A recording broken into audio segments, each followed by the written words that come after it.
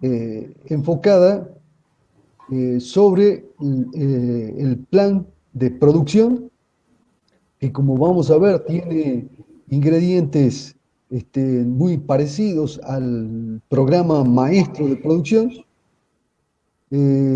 y parcialmente vamos a abordar, vamos a hacer una introducción al programa maestro de producción. La clase que viene completaremos justamente el programa maestro de producción. Bien, para poder justamente arrancar vamos a tratar de situarnos en el esquema general de la planificación, que es justamente el esquema que les recomendé que lo pegaran de manera visible en algún lugar para poder repasarlo permanentemente. Eh, Pongo justamente este esquema en pantalla.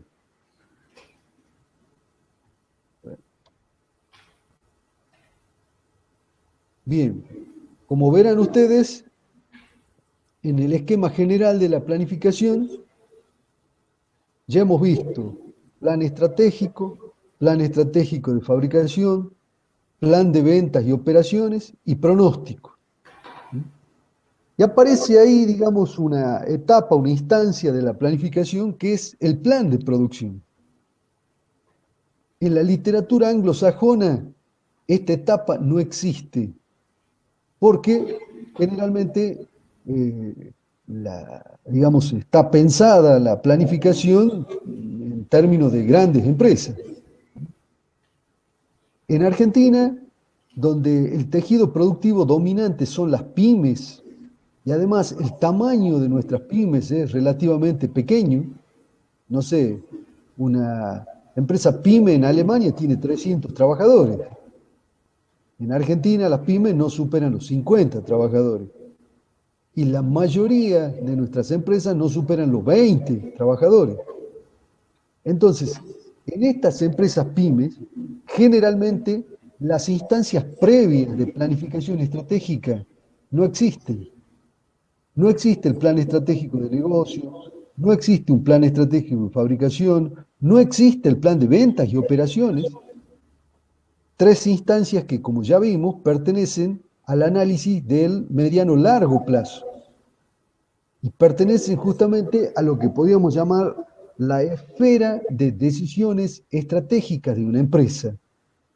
Es más, ya vimos que el personal involucrado en estas instancias de planificación es el personal directivo, eh, gerente para arriba. Bien, en una pyme, generalmente la estrategia es de naturaleza implícita, está en la cabeza del dueño o de la dueña empresaria, no está plasmado en un papel. Por lo tanto, ahí el principal problema que se plantea es justamente cómo planificar la producción cuando no tenemos instancias estratégicas previas. Yo les comenté que en España había un programa de modernización de las empresas que justamente las ayudaba, entre otras cuestiones, a introducir la planificación al interior de las empresas. Y se verificó que en el caso de las empresas pymes era muy importante una instancia previa que se llamaba plan de producción, que era como una especie de introducción de las pymes al campo de la estrategia. Este plan de producción implica la necesidad de tomar datos estratégicos que están en la cabeza del dueño o de la dueña empresaria y traducirlos en objetivos a alcanzar. Por otra parte, también a nivel de este plan de producción, es muy importante incorporar datos de posibles inversiones que afecten al aumento o modificación de la capacidad. Fíjense que nosotros ya hemos visto que las instancias estratégicas, sobre todo a nivel del plan de ventas y operaciones, involucran, digamos, la posibilidad de cambiar las capacidades. de invertir para cambiar las capacidades. Esa inversión genera capacidades, pero en el mediano largo plazo. Ya vimos que la modificación estructural de la capacidad no se realiza en el corto plazo, sino en el mediano largo plazo. Por lo tanto, cuando esa planificación estratégica no existe, es muy importante tratar de incorporar en el plan de producción datos que permitan no solo saber cuáles son las estrategias, sino también saber cuál es la capacidad de inversión posible para la empresa en el mediano largo plazo para poder modificar la capacidad. Por otra parte, el plan de producción generalmente está en manos de algún personal técnico de la empresa. Es más, muchas pymes suelen contratar, cuando evolucionan, ingenieros para que sean los responsables del plan de producción. Si no, digamos, se trata de algún técnico.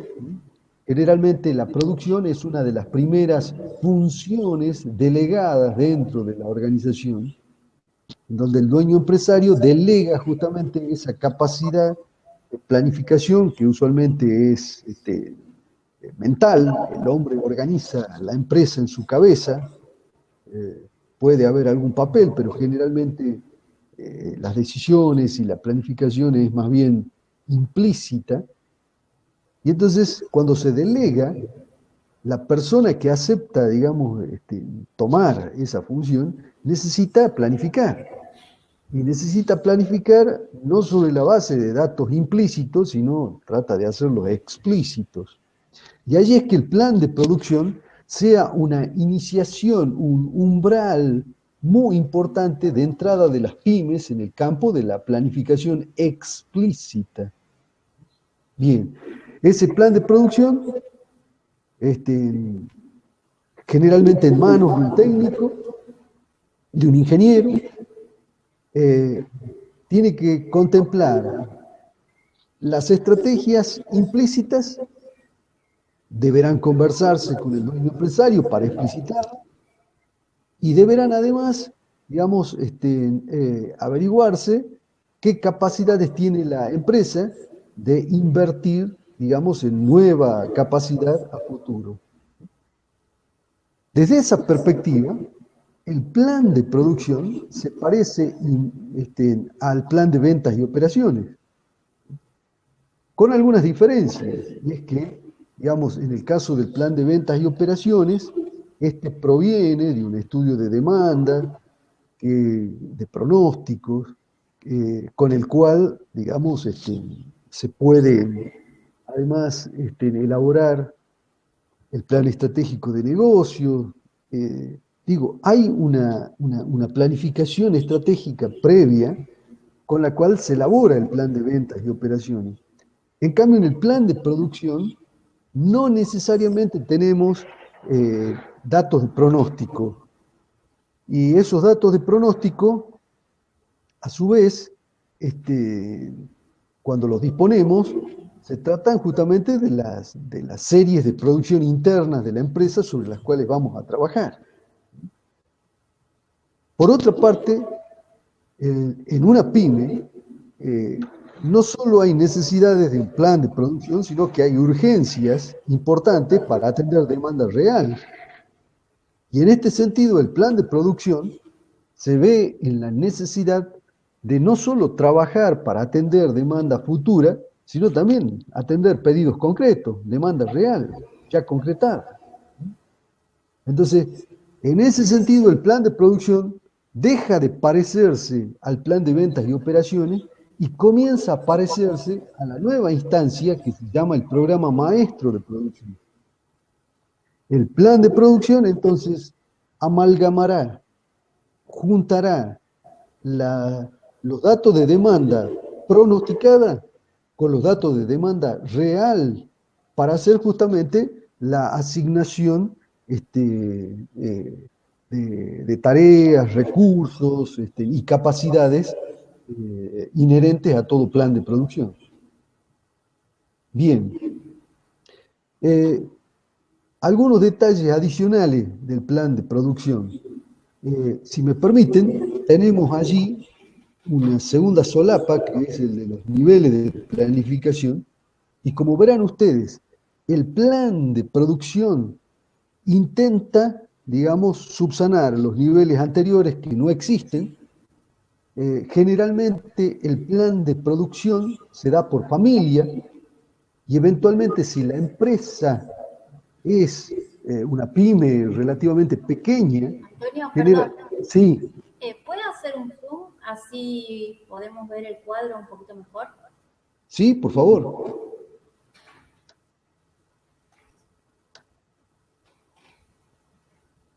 Gracias.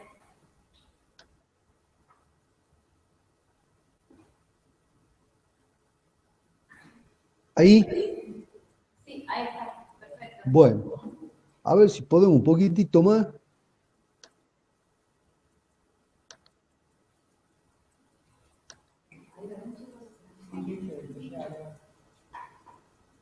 Antonio, se ve bien ahora. Perfecto, bien. Entonces, como ustedes pueden ver en la columna el plan de producción generalmente trabaja como unidad de análisis por familia o eventualmente por producto. ¿Por qué por producto? Porque generalmente en las empresas PYME, por cierto, tendremos tantos planes de producción como familias tengamos. Como anteriormente habíamos mencionado, tenemos tantos planes de ventas y operaciones como familias tengamos. Por eso la importancia de asociar los productos en familia para reducir el trabajo. En el caso de plan de producción, si la empresa, digamos, produce una gama muy pequeña de productos, el extremo sería una empresa monoproducto, bueno, en ese caso, digamos, el plan de producción puede llegar a centrarse directamente en los productos. Imagínense una empresa que tiene 2 o 3 productos. Directamente el plan de producción o trabaja con una unidad de análisis que es el producto. En el caso de empresas pymes multiproductos, bueno, ahí vuelve a hacerse pertinente para justamente ahorrar trabajo, un plan de producción por familia. Ya sabemos que la agregación en familia tiene algunas ventajas importantes, y es que permite una mejor visión de la planificación, permite suavizar datos de la demanda aleatoria, permite también una visión más global de la capacidad que necesito para atender la producción de la familia. Y eventualmente la familia también puede favorecer la generación de economías de gama. Que ustedes si recuerdan, se trataba de economías que me permiten bajar costos unitarios, pero sobre la base del uso compartido de los recursos, no sobre la base del volumen de producción. Bien, otro detalle adicional del plan de producción. Fíjense que el plan de producción, como dijimos, es un producto delegado por el dueño empresario a un planificador, a un técnico, a un ingeniero. Entonces, este plan necesita responder a preguntas que usualmente están respuestas en el plan de ventas y operaciones, fundamentalmente, ¿cuál es la capacidad que puedo variar en el mediano o largo plazo, la capacidad estructural, para poder atender demanda? Y una segunda pregunta, ¿cómo está, digamos, cómo es esta demanda en el tiempo? Esa pregunta fundamentalmente la respondemos y retomamos el esquema general. Para el caso del plan de producción, esa pregunta la respondemos con datos no solo de pronóstico, sino ya de demanda real. Bien, esto por una parte. Vamos a ver que el plan de producción se parece en algunos casos en gran medida al programa maestro. Ese programa maestro, que es el que vamos a analizar a continuación, vamos a ver que es la única instancia de la planificación que está en contacto con el cliente. Por lo tanto, el plan de producción, al igual que el programa maestro de producción, deben intentar dar respuesta a la demanda real también. Para eso, para poder dar respuesta a la demanda real, ya debemos no solo trabajar con las capacidades a modificar a futuro, sino con las capacidades reales que tenemos en el presente. Eso implica trabajar con la denominada, el plan aproximado de capacidades. La demanda que tengo yo aquí y ahora. Bien, como verán allí, justamente hay una flecha que me conecta al plan de producción con la demanda que yo tengo aquí y ahora, que es la necesaria para justamente responder a la demanda real. Por otra parte, como ya dijimos, el plan de producción, al no tener instancias estratégicas previas, también deberá trabajar no solo con la demanda, con la capacidad que está ya dada, sino también deberá trabajar sobre las posibilidades de modificación de esa capacidad a futuro. Bien, entonces, retomando, el plan de producción es una instancia que solamente se plantea cuando no tenemos planificación estratégica. Esa circunstancia se da generalmente en las pymes.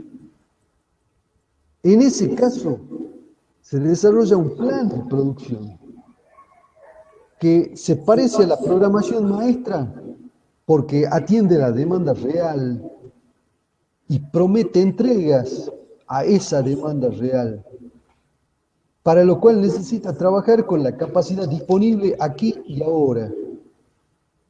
Pero por otra parte, el plan de producción también se parece al plan de venta y operaciones, en el sentido de que este plan de ventas y operaciones, bueno, trabaja sobre demanda pronosticada y también piensa en la modificación de la capacidad a futuro, modificaciones estructurales de la capacidad. Bien, perfecto. Permítame retomar la imagen.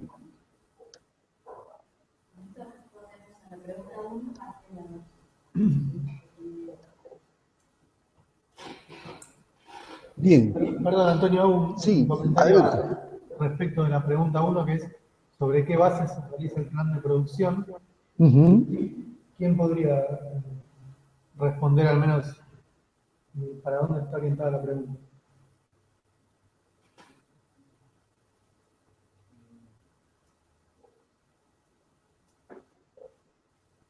Lo que dijo recién Antonio, no sé si él dijo que se plantea cuando existe un plan estratégico, hay una base importante y donde normalmente las pymes son la cabeza del dueño, no está plasmado en ninguna documentación, nada explícito. Sí, sí.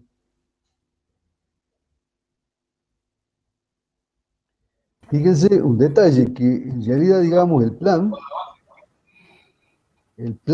digamos, toma como datos tanto la demanda pronosticada como la demanda real, y toma como otros datos la capacidad real y a su vez un plan de capacidades futuros. Es decir, que se monta no solo sobre las bases del presente, sino también trata de avanzar hacia el futuro, cosa que no existía anteriormente porque no existe la planificación estratégica. ¿Cómo se diferencia con el plan maestro, Antonio? ¿Que solamente se basa en el presente, el plan maestro? El plan maestro solo se basa en lo que tenemos aquí y ahora, efectivamente. El plan maestro solamente trabaja con demanda pronosticada y demanda real, pero fundamentalmente el plan maestro atiende a la demanda real. Además, es de corto, mediano plazo el programa maestro. Y trabaja además con la capacidad que tiene aquí y ahora, no la modifica. Para el programa maestro, la capacidad es una variable dada. No tiene capacidad de modificarla. Por supuesto, sabemos que hay ligeras variaciones que se pueden hacer con la capacidad. Yo puedo contratar horas extras. En un caso eventual puedo inclusive hasta aumentar un turno, si es que se puede. Pero, repito, el programa maestro trabaja con la capacidad dada, no con un plan de recursos a futuro. Y entonces ahí aparece el plan de producción, que como verán es una mezcla milagrosa, como diría el tango, entre el plan de venta y el programa maestro. Perfecto. Respondiendo a Si me permiten un comentario adicional, yo he visto en empresas en donde justamente analizábamos la planificación, que el plan de producción directamente aunaba al plan de venta con el programa maestro. Entonces, esas dos cosas estaban unidas en el plan de producción, lisa y llanamente. Generalmente las empresas alguna programación siempre hacen. A veces, digamos, solo son órdenes que da el dueño empresario en una pequeña empresa a medida que van entrando los pedidos. Le dice, che, vos haces tal cosa, al otro le dice, vos en tal otra máquina haces tal otra, vos encárgate de tal trabajo. Él es el que reparte el juego. Él es el número 5, para decirlo futbolísticamente. Eso, digamos, en las empresas más pequeñas. Cuando la pyme, digamos, deja de ser microempresa y pasa a ser pyme, bueno, ya algún nivel de precisión tenemos que poner. Se hacen hasta pequeñas tablas, pequeños, digamos, diagramas de Gantt, con los cuales se inicia el proceso de planificación en la empresa. Cuando el diagrama de Gantt ya no alcanza, porque no alcanzan los espacios, se pasa a poner esto, digamos, en algún documento, y particularmente hoy prácticamente se informatiza. Vamos a ver que, por ejemplo, con una planilla Excel podemos perfectamente trabajar un programa maestro de producción. Bien.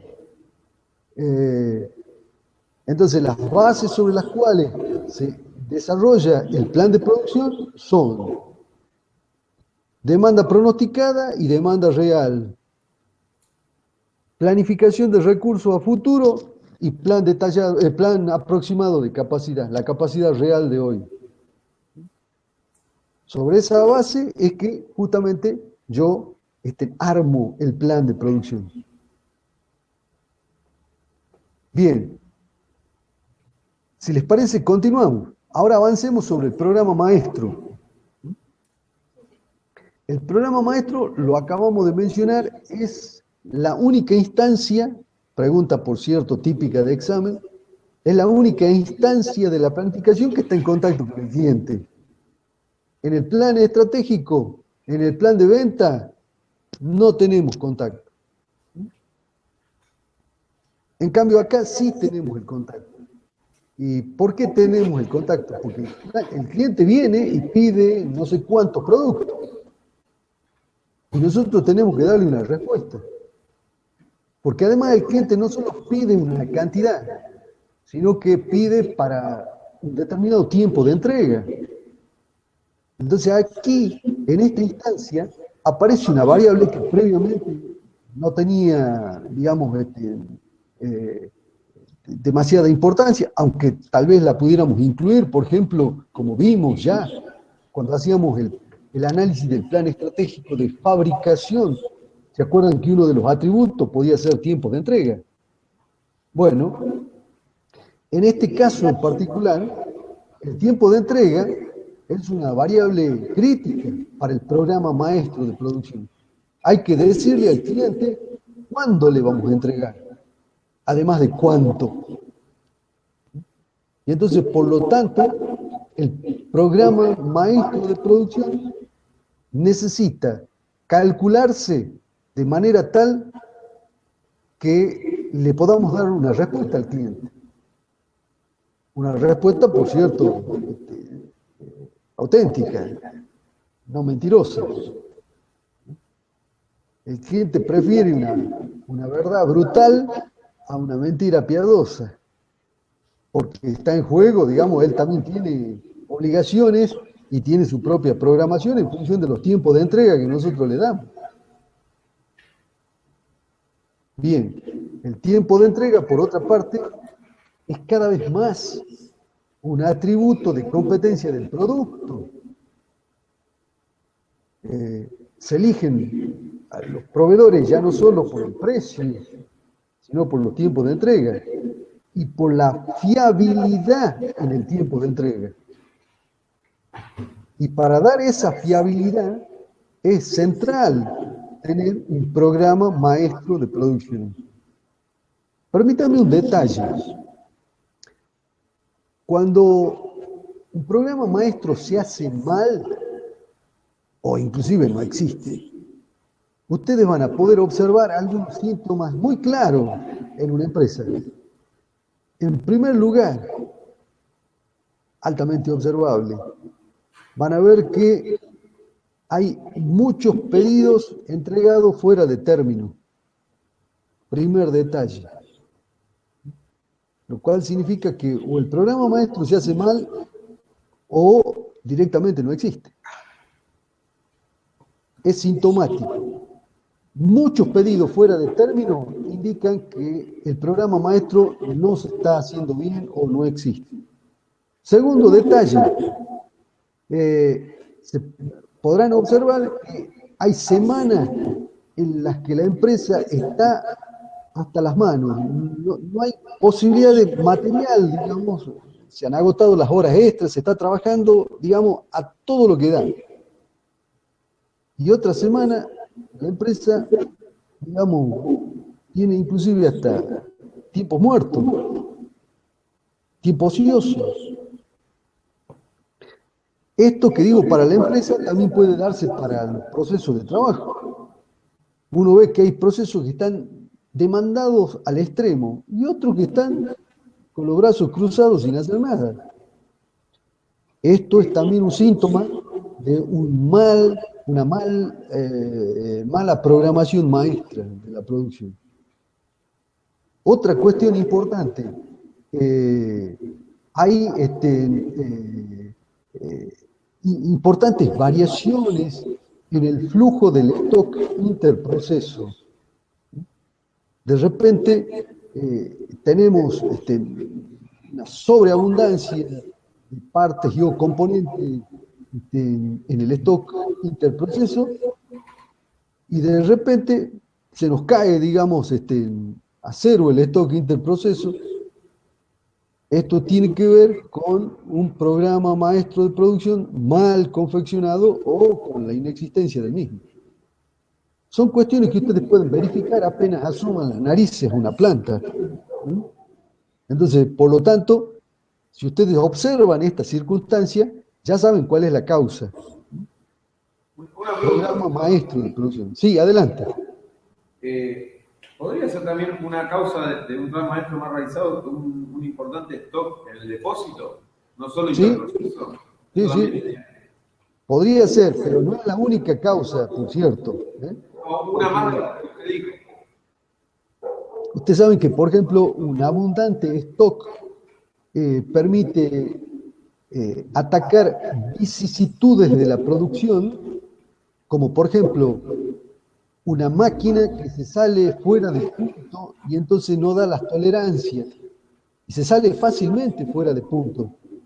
Ahora, cuando la ponemos a punto a la máquina, ¿cómo será la serie de producción de esa máquina? Larga. ¿Está bien?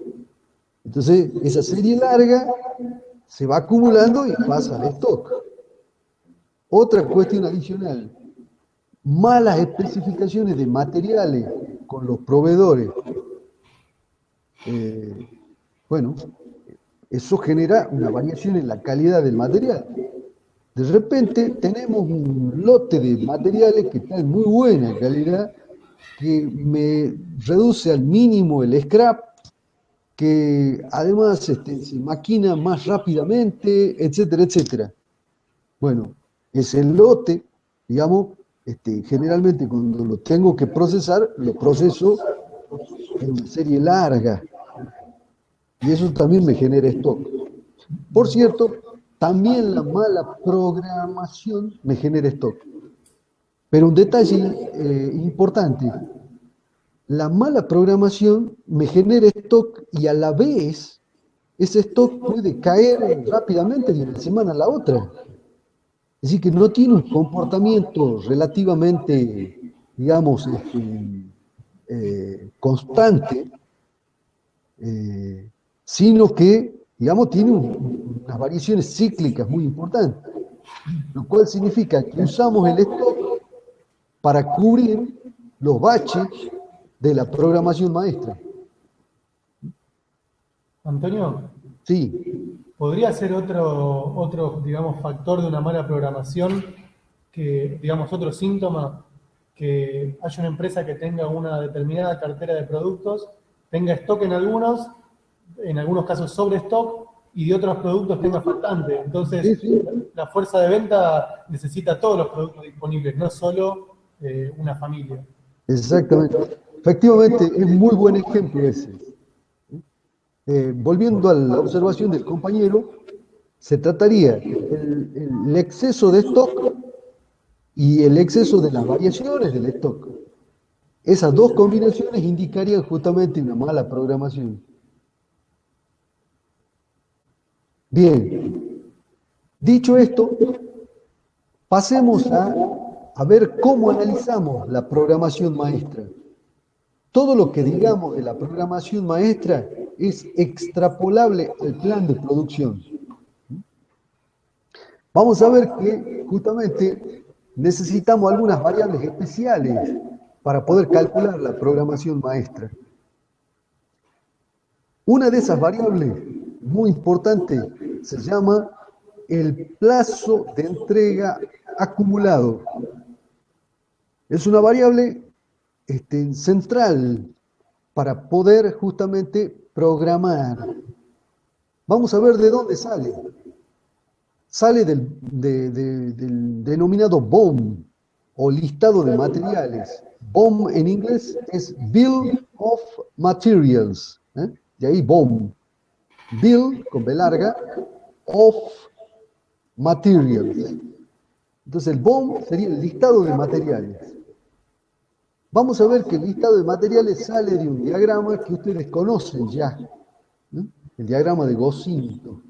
Permítanme, lo pongo en pantalla, ¿no?, para ver cómo desde el BOM podemos calcular esta variable muy importante que se llama plazo de entrega acumulado.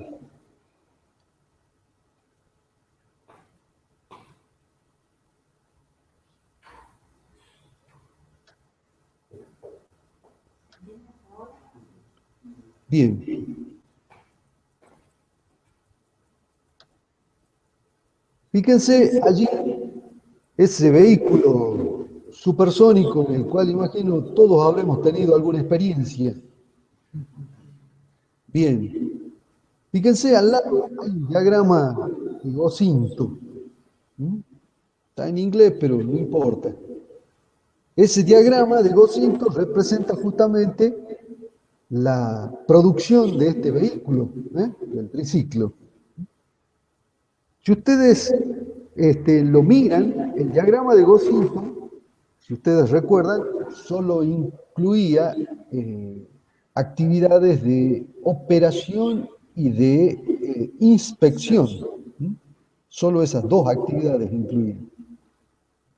El diagrama de Goscinto también de alguna manera expresa la estructura del producto. IBM en el año 1964 lo toma el diagrama de Goscinto y lo transforma en este otro diagrama. Fíjense, este que está aquí abajo. Ese diagrama es en realidad un Goscinto puesto cabeza abajo, nada más. El producto final se lo llama producto padre. Acá está en el nivel 0. El producto final es el denominado producto padre o nivel 0. Por cierto, ese producto tiene una serie de operaciones y de componentes que justamente expresan la estructura del producto. Esa estructura se puede clasificar en niveles, fíjense. Bueno, el conjunto totalmente ensamblado para la inspección y el producto final sería el producto ya inspeccionado. Ese conjunto ensamblado ya para la inspección se compone a su vez de las ruedas traseras, el manillar, las ruedas delanteras, el asiento. Ese sería un segundo nivel, el nivel 2.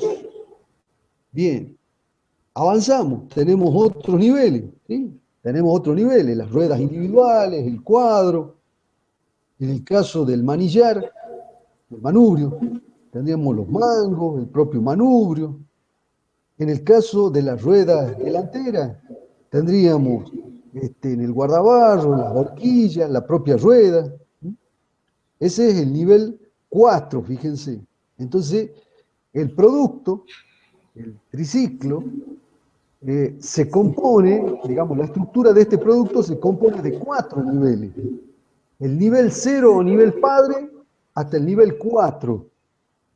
Si ustedes recuerdan, en el caso del Goscinto, no solo consignábamos las actividades de operación y de inspección, sino que también consignábamos los tiempos de producción, o en el caso de que el componente sea comprado, los tiempos de entrega del proveedor.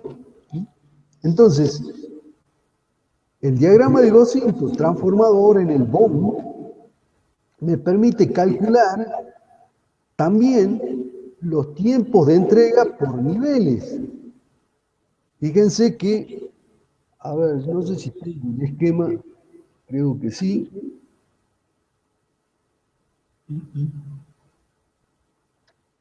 Antonio, ¿un comentario? Sí, por favor, adelante.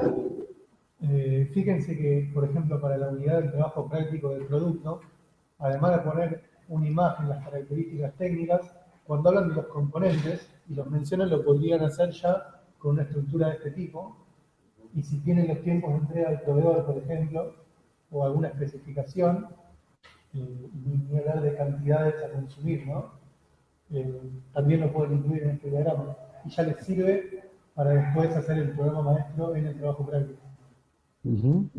Exactamente. Complementando la lista de materiales, arrancamos con plan de producción, saltamos un plan maestro, pero para armar ese plan maestro, una variable importante es el tiempo de entrega que lo sacamos de este plan material.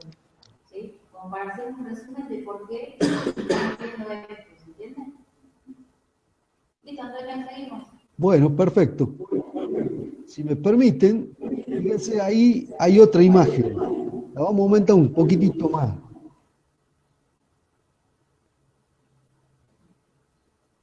Bien. Fíjense que ahí el producto padre sería el producto 123. Ese producto padre a su vez se compone de dos hijos, el 201 y el 204. Fíjense que tenemos ahí los tiempos de ensamble y o de producción y o de entrega por parte del proveedor. El producto 201 además se compone de otros dos componentes, el 301 y el 303, el 301 tarda 4 días, el 303 3. Y por cierto, para fabricar el 303 necesitamos a su vez un componente, el 405, que tarda 15 días. Bien, fíjense que tenemos niveles en la estructura del producto. Y para cada nivel y cada uno de los componentes y o operaciones, tenemos un tiempo o de ejecución o de aprovisionamiento. Con esos datos podemos calcular ahí lo que se llama el plazo de entrega acumulado. El plazo de entrega acumulado es la suma de los mayores tiempos de entrega por nivel. Permítame calcular entonces. Vamos a arrancar el producto padre. Tenemos 4 días. En el segundo nivel tenemos 2 y 12. ¿Cuál tomaremos? El de 12, el mayor tiempo de entrega por nivel. 4 más 12, 16. Vamos al tercer nivel. Tenemos 4, 3 y 5. Tomaremos el mayor tiempo por nivel, 5. 16 más 5, 21. 21 más 15, tenemos 36 días. Fíjense que el plazo de entrega acumulado es de 36 días. Permítame una pregunta. Aparece un comprador y me pide 50 triciclos. Supongamos que yo tengo capacidad de producir 300 triciclos. Viene un comprador y me pide 50 triciclos. Acá dijimos que habían 36 días, ¿se acuerdan? De plazo de entrega acumulado. ¿Está bien? Perfecto. Este cliente me pide 50 triciclos para 40 días. Dentro de 40 días. ¿Qué le respondo? A ver, recupero la imagen.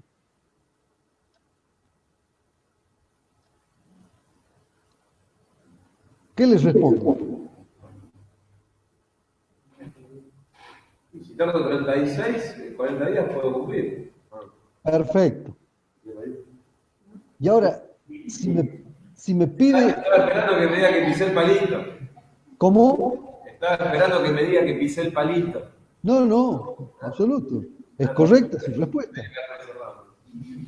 ¿Por qué es correcta su respuesta?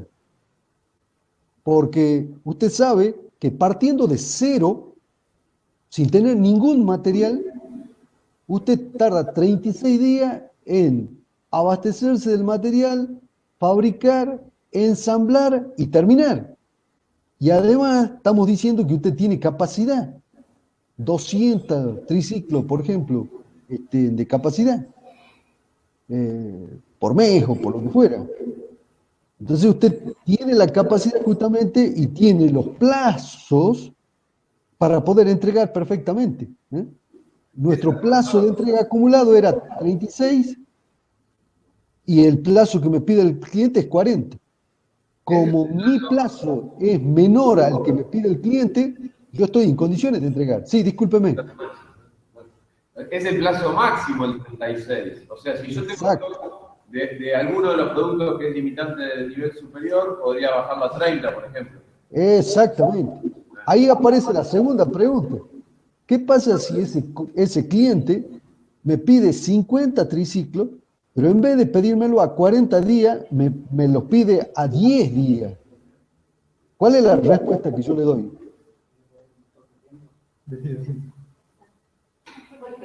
No, habría que ver el stock que tengo. Exactamente. La respuesta es depende del stock. Efectivamente, esa es la respuesta. Como verán ustedes, esto que es de sentido común, en realidad lo estamos identificando acabadamente. La variable importante se llama plazo de entrega acumulado. Vamos a ver ahora cómo esa variable juega en la gestión de la demanda en el marco del programa maestro. Entonces, primer dato importante. Para poder saber cuál es nuestro plazo de entrega acumulado, necesitamos armar la estructura del producto. Por otra parte, un detalle importante que no lo he marcado tal vez suficientemente, el programa maestro de producción trabaja a nivel de producto, no trabaja a nivel de familia ya. ¿Por qué trabaja a nivel de producto? Porque en realidad tenemos que darle respuesta al cliente de un producto. Tenemos que decirle cuándo le vamos a entregar ese producto al cliente, ese producto. Tendremos tantos programas maestros de producción como productos tenga la empresa. Ya vamos a ver que hay algunas posibilidades de reducir ese número. Ya lo vamos a ver. Pero en principio tenemos un programa maestro por cada producto. Bien, dado que trabajamos entonces en términos de producto, necesitamos conocer cuál es la estructura de ese producto, el BOM, que como habrán visto es un diagrama de Goscinto dado vuelta. IBM no tuvo la honestidad intelectual de reconocer que Goscinto ya había hecho ese trabajo y se lo adjudican y se lo cuelgan como medalla los muchachos de IBM. IBM se pone a trabajar en el tema de la planificación de la empresa en el año 64 y produce uno de los primeros software de planificación justamente en ese año. Por supuesto, pensado para grandes empresas, porque además corrían en computadoras muy grandes. Particularmente la AS400 de IBM era la más famosa. Un mamotreto, un mainframe, no una PC como trabajamos nosotros ahora. Bien, vuelta al punto. Necesitamos conocer la estructura del producto para poder calcular el plazo de entrega acumulado. Repito, el plazo de entrega acumulado se calcula sumando los mayores tiempos de entrega de cada nivel en la estructura del producto. Bien, veamos ahora cómo esta variable plazo de entrega acumulado también es muy importante para la gestión de la demanda en el marco de la programación maestra. Pongo en pantalla.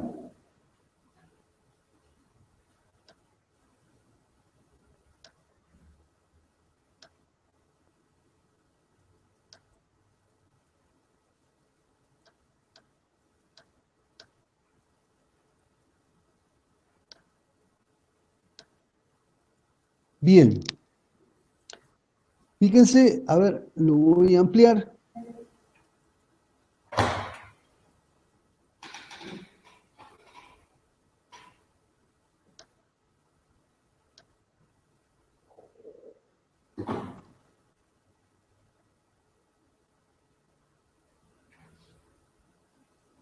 Aunque este parece, a ver, no vista, ¿dónde está? Un detalle a tener en cuenta también es que si bien tenemos una capacidad, como en el ejemplo, de hacer 300 triciclos, y viene un cliente y nos pide 200 triciclos para 36 días. O sea, el tiempo que en teoría es el plazo de entrega acumulado. La respuesta es que sí, pero hay que asegurarse que el proveedor te pueda entregar las cantidades de material que necesitas. Habitualmente vos capaz de pedir para hacer 50 triciclos por mes. Si vos en un mes querés hacer 200 triciclos, aunque tengas capacidad y aunque sea el plazo de entrega acumulado que corresponde, capaz el proveedor no te puede entregar tanta cantidad de material en ese tiempo.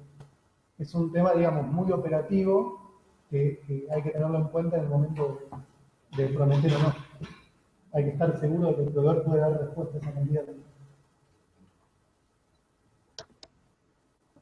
Bueno, este no tiene, me parece la versión esta no tiene.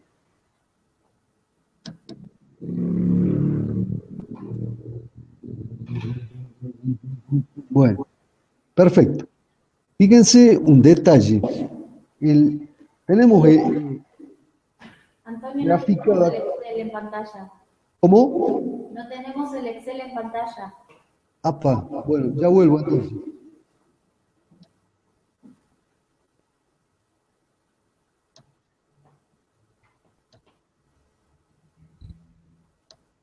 ¿Ahí lo ven? Sí. Perfecto. Si me permiten, acá tenemos el siguiente gráfico. En las ordenadas tenemos un doble eje, demanda y producción. Fíjense que acá tenemos la demanda y acá tenemos la capacidad de producción. Vamos a suponer que estamos trabajando con una estrategia de nivelación. Entonces, nuestra capacidad de producción, en este caso de montaje, señalada por la línea roja, es una línea, digamos, permanente de producción. Perfecto. Por otra parte, en las abscisas tenemos el eje tiempo.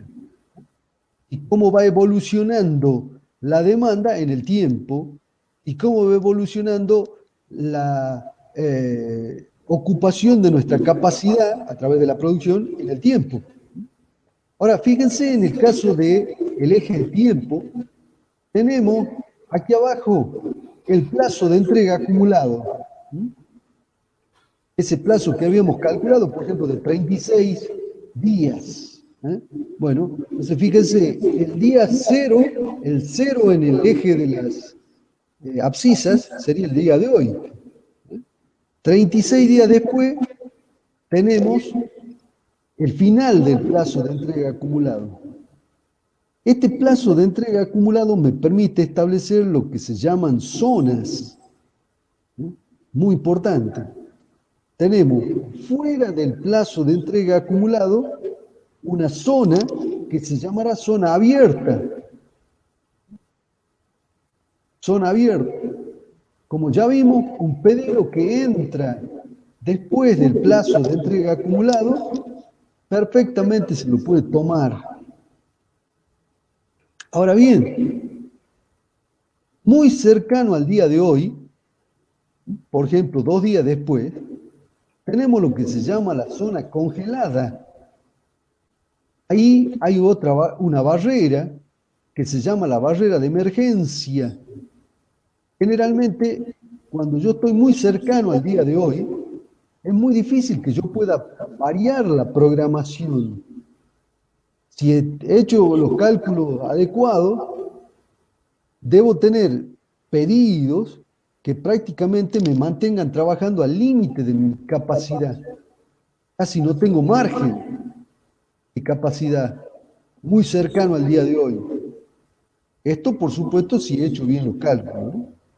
Si he hecho bien los cálculos de la demanda, tengo que tener la capacidad de saturar mi capacidad con producción. Bien. 2 días después, entonces, por ejemplo, 2 o 3 días después del día de hoy, se establece lo que se llama la barrera de emergencia. Esta barrera de emergencia me determina lo que se llama la zona congelada. En esta zona congelada, mi capacidad para tomar nuevos pedidos es absolutamente limitada, para no decir cero. Y por cierto, yo puedo tomar un pedido en esa zona, pero eso implicará sobrecostos. Por ejemplo, de horas extras. Por ejemplo, de posponer otros trabajos que estoy realizando para hacer el trabajo que viene en condición de emergencia.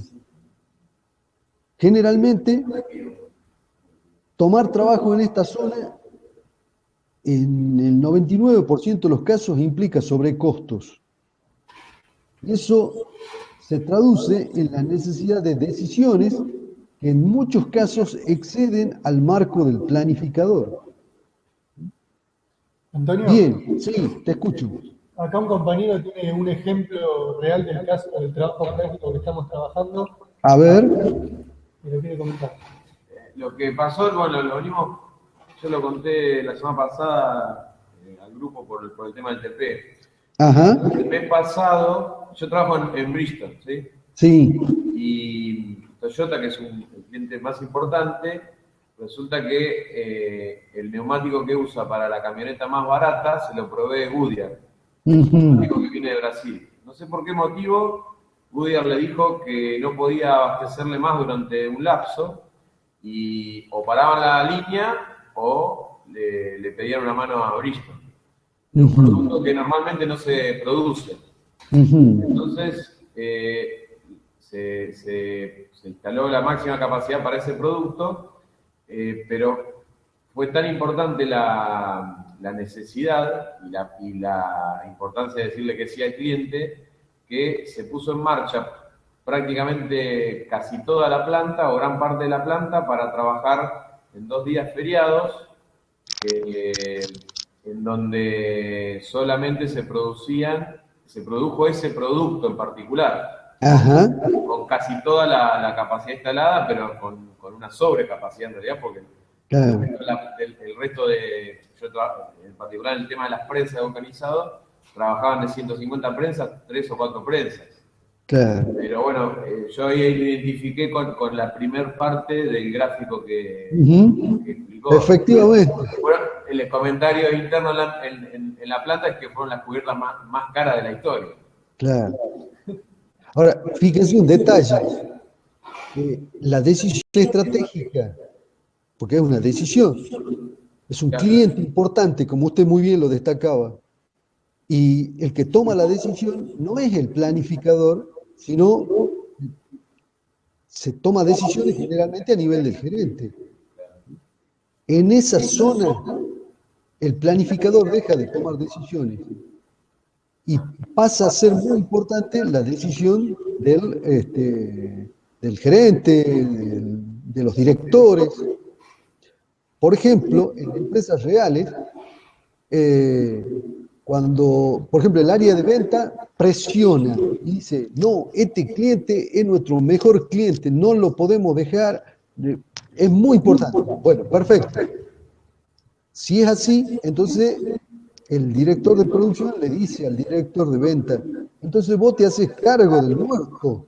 Me refiero a los sobrecostos. No van a salir de mi presupuesto, sino del presupuesto de venta. Entonces ahí usualmente que se entabla la discusión. ¿Me explico? Sí. Es decir que, pero justamente porque la decisión es estratégica e implica sobrecostos, eso excede al planificador y entonces la decisión la pasa a tomar los niveles gerenciales, que correspondan, claro. Bien. Fíjense que entre la zona de emergencia y la zona abierta hay una zona intermedia. Volvemos al ejemplito que habíamos mencionado de los triciclos. El plazo de entrega acumulado eran 36 días.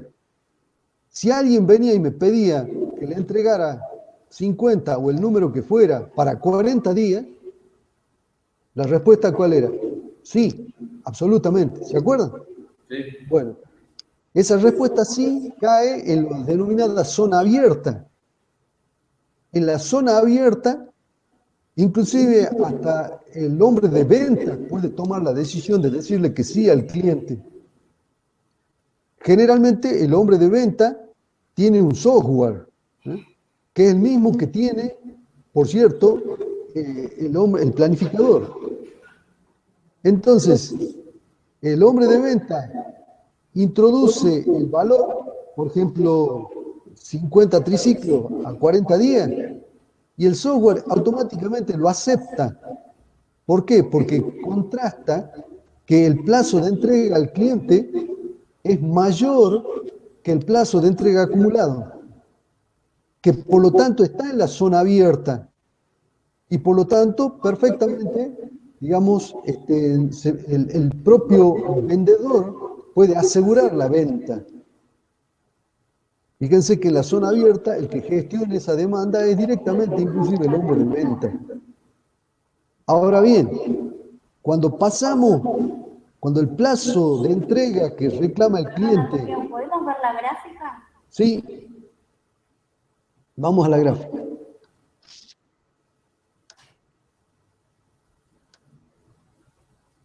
Acá teníamos, si recuerdan, el plazo de entrega acumulado que es el que me genera la denominada barrera en firme. Esta barrera en firme, digamos, separa la zona abierta, en donde el plazo de entrega que puede reclamar un cliente es mayor al plazo de entrega acumulado, y entonces aquí en la zona abierta,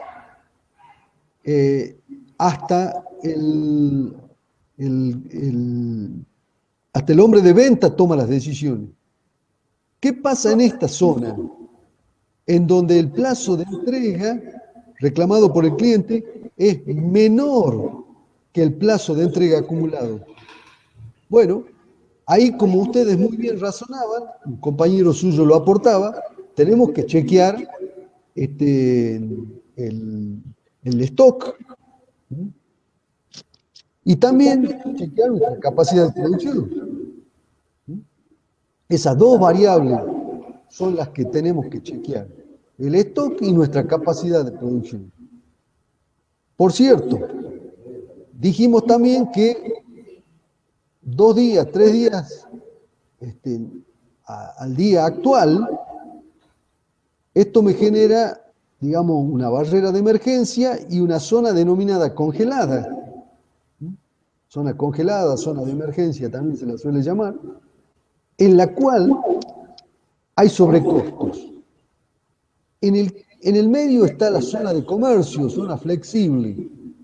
En la zona flexible, el decisor es el planificador, no es el hombre de venta, tampoco el gerente. Entonces, fíjense cómo la administramos a la demanda. ¿A través de qué? Del programa maestro de producción. Otro detalle adicional.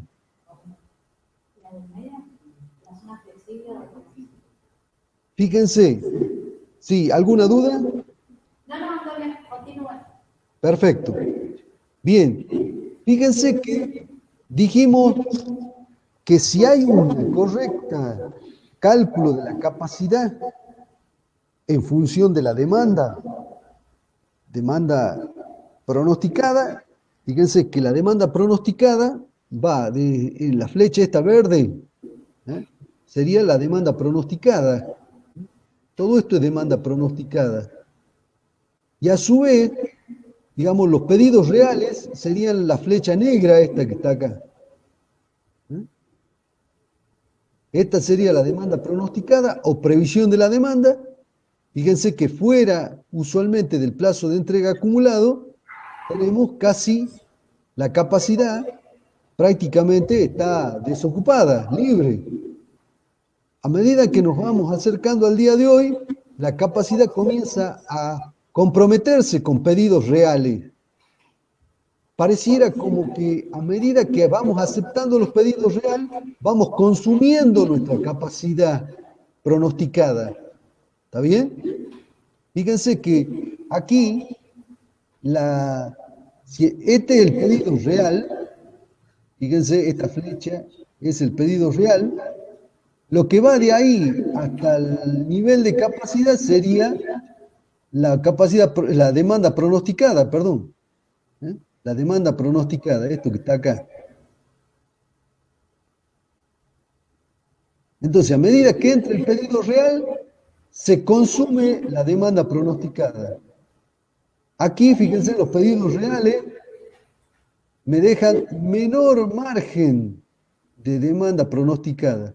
La demanda pronosticada es como si fuera una especie de reserva de capacidad que yo tengo justamente para poder servir al cliente. Esa demanda pronosticada se hace prácticamente cero al día de hoy, en el cual, si hemos hecho bien, por cierto, los cálculos, prácticamente tenemos que tener saturada nuestra capacidad con la demanda real.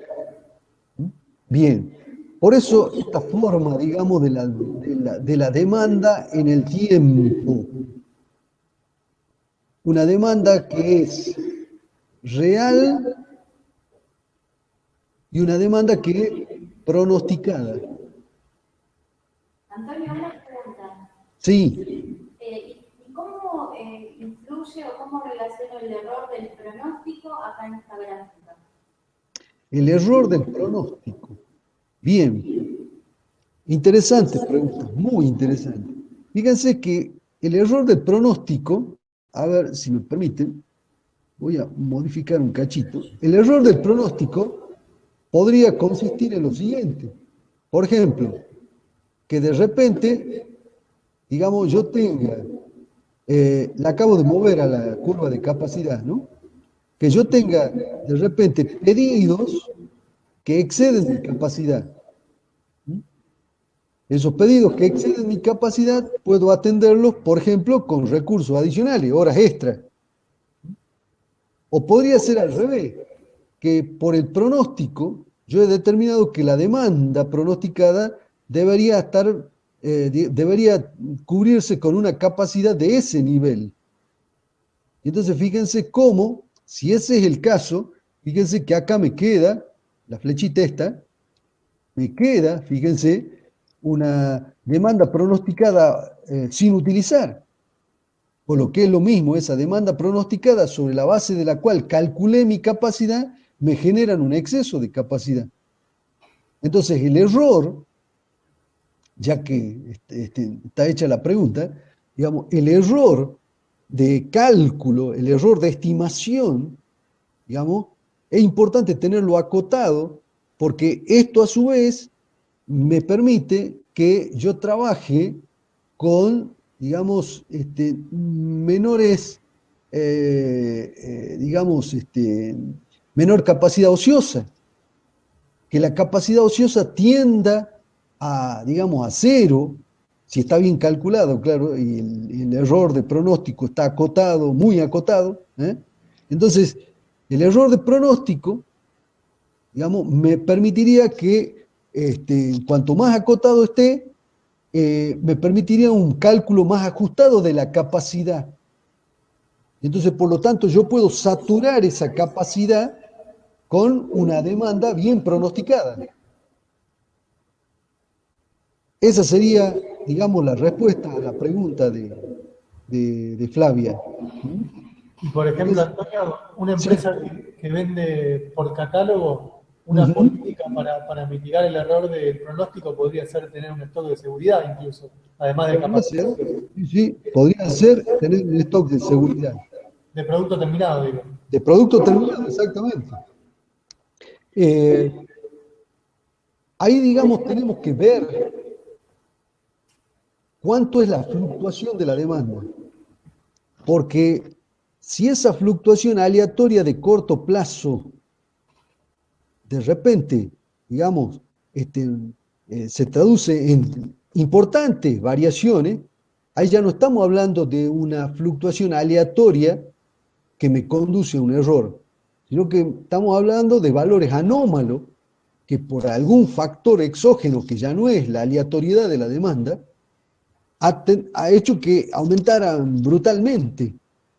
No sé, me ocurre, no sé, por hacer un chiste, imagínense que de repente se corta el agua en un determinado barrio y bueno, eso en el corto plazo dispara la compra de desodorantes y perfumes en los comercios locales.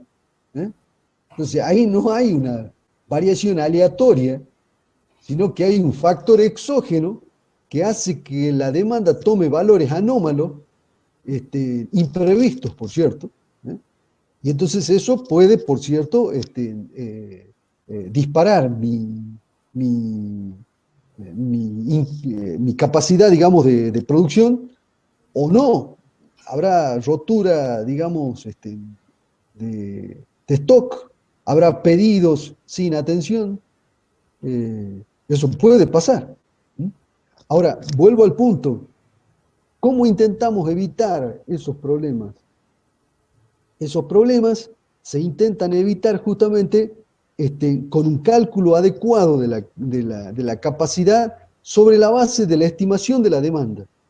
Y ahí interviene el error, que era muy bien la pregunta de Flavia.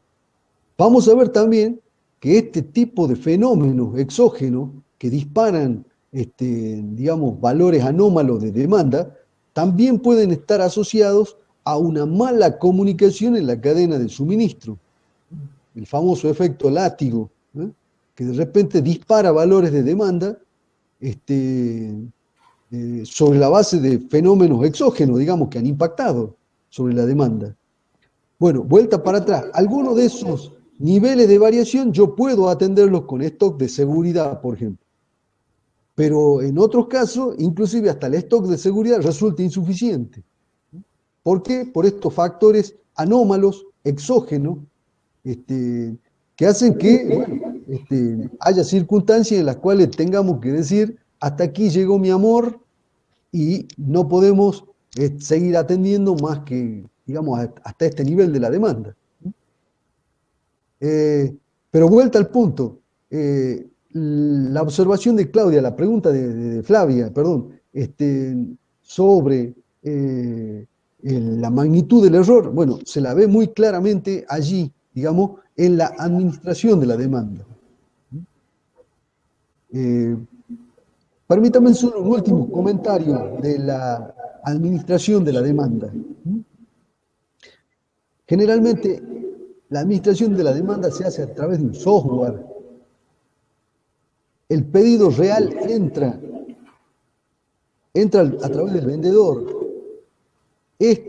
Introduce el dato. Si el plazo de entrega es mayor al plazo de entrega acumulado, el sistema automáticamente le autoriza a tomar esa información, a tomar el pedido. Y pasa a ser un pedido en firme, una orden en firme de venta y por lo tanto de producción. Si el plazo de entrega que pide el cliente es menor al plazo de entrega acumulado, pero no está en la zona congelada, entonces la decisión la toma el programador. El programador, para darle una respuesta al cliente, deberá corroborar el inventario, deberá corroborar la capacidad de producción, y vamos a ver que esas dos variables se juntan en una que se llama el disponible para prometer. Una variable muy importante en el campo de la programación maestra. El disponible para prometer. El programador en realidad lo que hace es fijarse en la variable disponible para prometer y sobre esa base da una respuesta.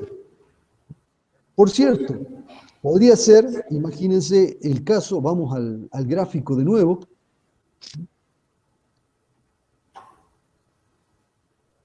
Supongamos que esto que está aquí, esto que está acá, esta demanda pronosticada, que sería el colchoncito de demanda y de capacidad que nos queda, ¿está bien?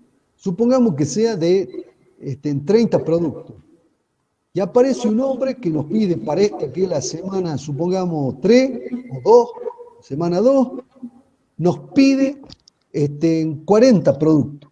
¿Y nosotros qué capacidad tenemos acá? 30. Entonces el programador sabe que el disponible para prometer acá es 30 y que acá es 50. Entonces le da una respuesta al cliente y le dice, che, ¿te viene bien que yo te entregue en la semana 2 30 y en la semana 3 los otros 20? Entonces el cliente dirá, ¿sí o no? Entonces, el disponible para prometer es el que me permite a mí darle una respuesta certera al cliente. ¿Y eso quién lo hace? Lo hace el programador, el planificador en la zona de comercio, en esta zona intermedia. Aquí ya sabemos que es posible perfectamente tomar el pedido. Por cierto, se estima que un cliente aparecerá con un pedido que no excede a mi capacidad de, digamos, de montaje, calculada a su vez sobre la base del pronóstico de demanda. Si el cálculo de la capacidad sobre la base de la demanda pronosticada está bien hecho, Ningún cliente me tiene que salir con un pedido excesivo, salvo, por supuesto, como comentábamos, casos anómalos. En esta zona, el cliente aparece con un pedido, pero cercano a la zona congelada, por mayor saturación de la capacidad, puede eventualmente el pedido que me hace el cliente superar a esa capacidad que tengo disponible para cubrir la demanda pronosticada. Y entonces, si yo tengo la variable disponible para prometer, el planificador puede hacerle una propuesta al cliente. Como verán, en esa propuesta podemos llegar a resolver el problema. Si el cliente dice que no, bueno, ya ahí empezamos a jugar. Tal vez podemos hablar a alguno de estos clientes y preguntarle si no es posible entregarle una parte en la semana siguiente para aumentar nuestra capacidad acá. Y sobre esa base darle una respuesta. Pero fíjense que acá, en esta zona, en la zona de comercio flexible, es el planificador, el actor central, el que juega con la programación a través de la variable disponible para prometer, que a su vez está basada en, digamos, la capacidad de producción ya disponible, no saturada, y a su vez está basada en los inventarios. Bien, vuelta al punto entonces, permítame que recupere la...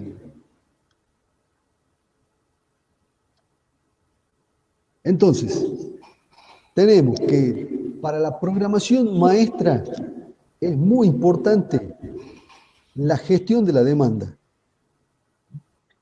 El plazo de entrega acumulado es el parámetro crítico.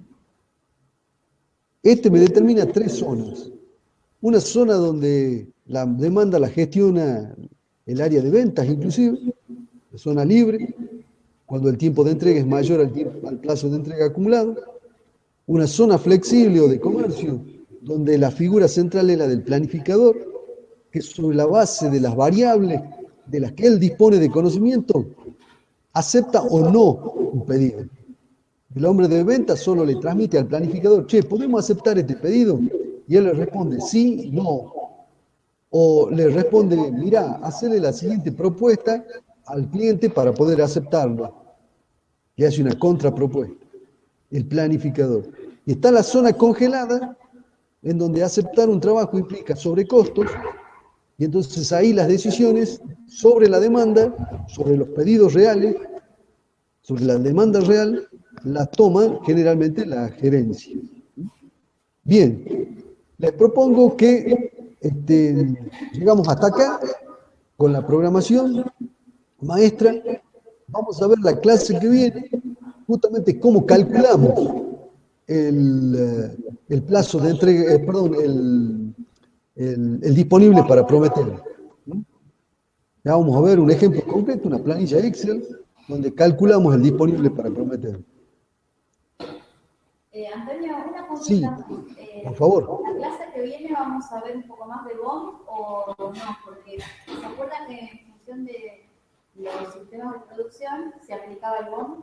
Sí. ¿Vamos a ver la clase que viene? Sí, eso lo vamos a aplicar en la clase que viene. Vamos a ver que para los distintos sistemas productivos, vamos a ver a qué nivel se aplica la programación maestra y como consecuencia, qué tipo de BOM vamos a utilizar. Perfecto. Está bien. Bueno, ¿Alguna consulta más? ¿alguna duda? Bueno, les proponemos que traigan, si les quedó alguna duda que surgió en casa, la traigan. El sábado que viene Antonio va a estar, arrancamos a las 9 de la práctica, y aprovechamos el control y consultamos las dudas. ¿Sí? Bueno, listo, Antonio. Gracias. Bueno, perfecto. Muchas gracias. Gracias a ustedes, al contrario. Les pedimos por favor que sigan avanzando con el internet. Perfecto. Buen fin de semana. Bueno, súper buen fin de- Chao, hasta luego.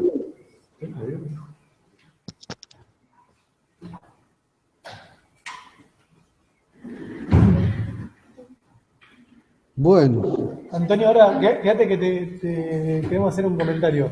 sí, por favor. Un minuto. Igual corta la grabación ya. Ah, perdón, sí, sí, sí. Bárbaro.